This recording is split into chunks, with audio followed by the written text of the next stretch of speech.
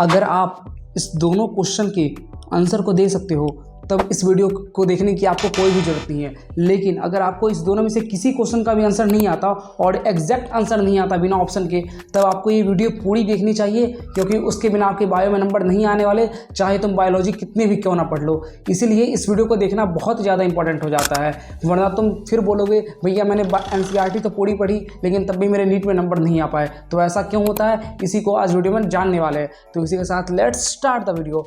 तो hey everyone, once again welcome back to the mentor me channel. This is Harshad Kumar, a second year MBBS student at All India Institute of Medical Sciences Raebareli.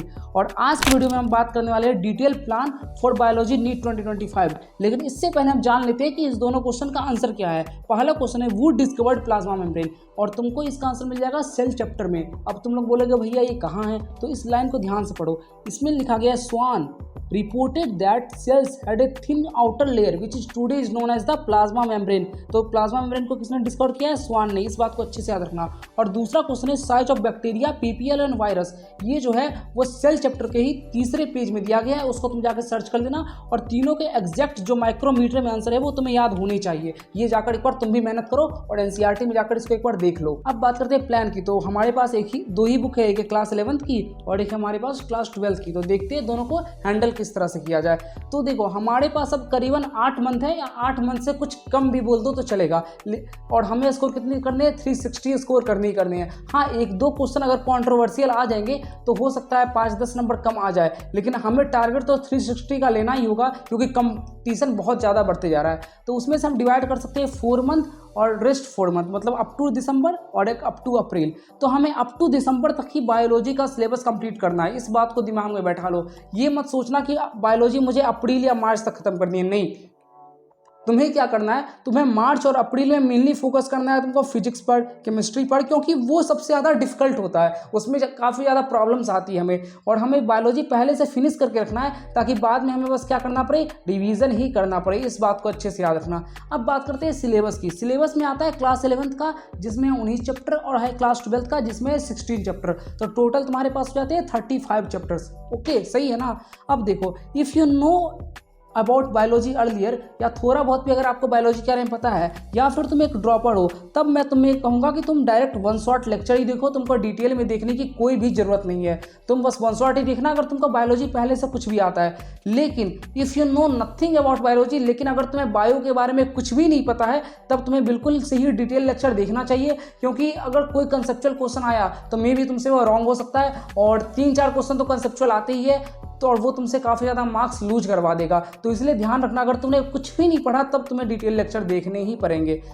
And I won't recommend to watch detail lecture because it takes too much time. मैं कभी भी किसी को detail lecture देखने के लिए कहता नहीं है, क्योंकि ये बहुत ज़्यादा टाइम ले लेता है। और हमें अभी टाइम किसको देना चाहिए? फिजिक्स को देना चाहिए, या फिर केमिस्ट्री को देना चाहिए, या मैं सही बताऊँ तो वीक सब्जेक्ट को टाइम देना चाहिए। ये नहीं कि बायोलॉजी में 360 नंबर का आ रहा है तो बायो को टाइम दे दिया। नहीं, अगर बायो तुम्हारी पहले से स्ट्रांग है तो बायो को बार बार क्यों पढ़ रहे हो यार? ऐसा नहीं है ना कि बायो तुमने अगर दिन में 10 घंटे पढ़ ली तो बायो में 360 के बजाय 600 आ जाएंगे। ऐसा तो कभी हो ही नहीं सकता। तो प्लीज़ इस चीज़ को करना बंद करो और दूसरे सब्जेक्ट पर भी ध्यान देना। लेकिन हाँ, बायो को तो करनी ही करनी है।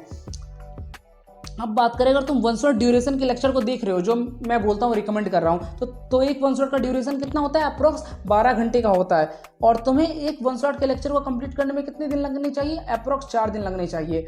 तो इसके लिए तुम्हें डेली कितने देने पड़ेंगे? डेली 3 घंटे देने पड़ेंगे, तब जाके तुम 4 दिन के अंदर 1 शॉट को कंप्लीट कर पाओगे, है ना? सही समझ में आ रहा है? तो तुम्हें डेली 3 घंटे किसके लिए देने हैं? लेक्चर के लिए देने हैं। और बाद में जो 1 घंटे देने हैं वो देने हैं तुमको NCERT रीडिंग के लिए और क्वेश्चन प्रैक्टिस करने के लिए। इस 1 घंटे का इंपॉर्टेंस बहुत ज़्यादा है, क्योंकि अगर तुमने बस लेक्चर देखा और कुछ रीडिंग नहीं लगाई, कुछ क्वेश्चन प्रैक्टिस नहीं किया, तो ये लेक्चर देखना पूरी तरह से वेस्ट हो जाने वाला है। इस चीज़ को याद रखना। और टोटल आपको कितने देने पड़ गए? 4 घंटे 1 दिन के अंदर देने पड़ रहे हैं, और ये किसके? बायो के लिए। लेकिन हाँ, इससे ये बात है कि तुम्हारा दिसंबर तक में बायोलॉजी पूरा स्ट्रांग बन जाएगा और तुम लास्ट में फिजिक्स या केमिस्ट्री को टाइम दे पाओगे।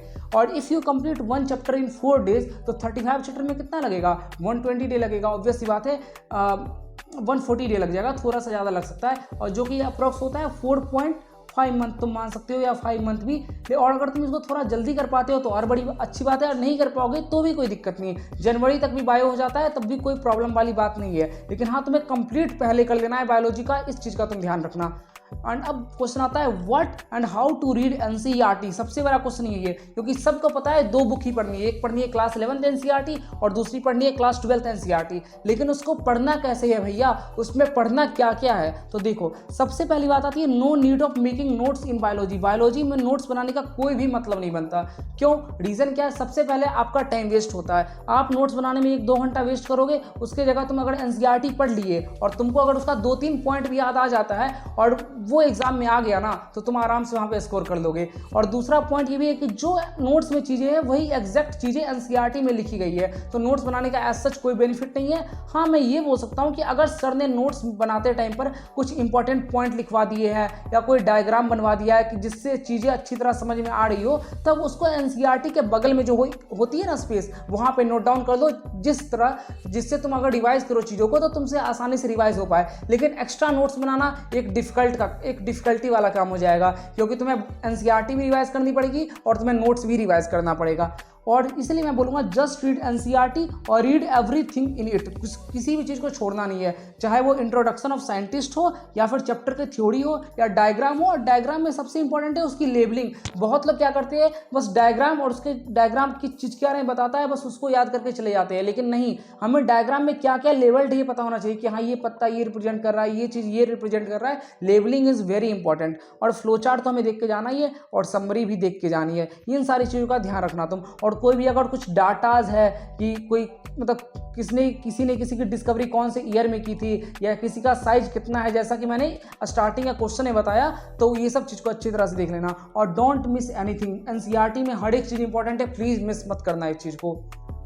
अब आता है वेयर टू प्रैक्टिस क्वेश्चन कहाँ से प्रैक्टिस करें? तो देखो सबसे पहले तुमको एनसीईआरटी बेस्ड ही क्वेश्चन प्रैक्टिस करनी है। अगर तुम एलन आकाश जैसे इंस्टीट्यूट में हो और वहाँ पे तुमको out of NCERT question practice कराई जा रही है तो मैं तो बोलूँगा यार मॉड्यूल उठाओ, उसको कचरे के डिब्बे में डाल दो। रियली मतलब उसका कोई भी सेंस बनता ही नहीं है कि तुम आउट ऑफ एनसीईआरटी के क्वेश्चन को प्रैक्टिस करो। तुम्हें बस एनसीईआरटी पे ही स्टिक रहना है। और उसके लिए तुम या तो एमटीजी की बुक ले सकते हो जो फिंगर टिप्स की आती है, या फिर तुम पीवाईक्यू ले सकते हो। और दोनों ले लोगे तो और बेहतर अच्छी बात है। अब बात करते हैं अप्रोच कैसे करना है बायो में। सबसे पहले मैंने बोला वो लेक्चर देखना है वन शॉट का, उसके बाद क्या करनी है एनसीईआरटी रीडिंग लगानी है, या फिर तुम लेक्चर के साथ ही एनसीईआरटी रीड कर सकते हो अगर तुम ड्रॉपर हो और अगर तुम पहले से चीज़ों को पढ़ रखे हो। और उसके बाद में क्वेश्चन प्रैक्टिस करनी है, कौन सी?